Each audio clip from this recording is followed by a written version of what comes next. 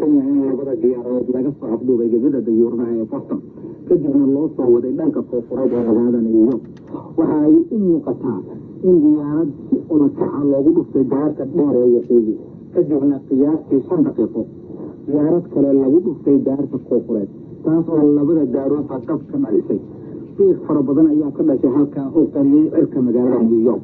labada daarood waxaa ka shaqeeya dad gaaraya ilaa 50,000 oo qof waxaana laga cabsi qabaa in dad fara badan ay wax ku noqdaan. diyaaradihii dul marayay dhulka Mareykanka oo dhan waa la fariisiyey. diyaaradaha militariga ee Mareykankuna waxay ilaalinayaan hawada magaalada Washington. daaraha dawladda iyo diblomaasiyiinta ayaa dadkii laga bixiyey. suuqii ganacsiga waa laga kala tegey. madaxweynaha Mareykanka George Bush ayaa soo gaabiyey booqashadiisii wuxuuna ku soo noqday magaalada Washington. waxaa jira qaraxyaal kale oo ka dhacay xarunta gaashaandhigga ee Mareykanka ee loo yaqaano Pentagon ee ku taalla magaalada Washington. dabna waa uu qabsaday daarta wayna soo bixintay.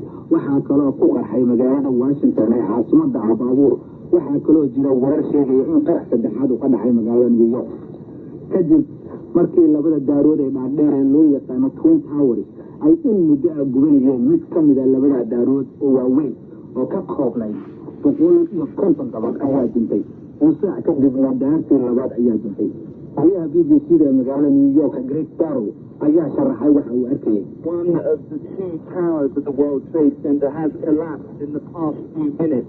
mid ka mid ah daaraha waaweyn ee xarunta ganacsiga ee adduunka ayaa dhintay dhowrkii daqiiqadood ee ugu dambeeyey.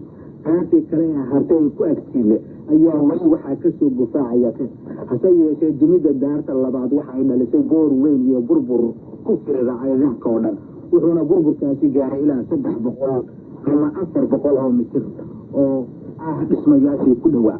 taasina waxay cabsi weyn ka dhalisay meelo ka fog meeshii markii hore wax ka dhaceen.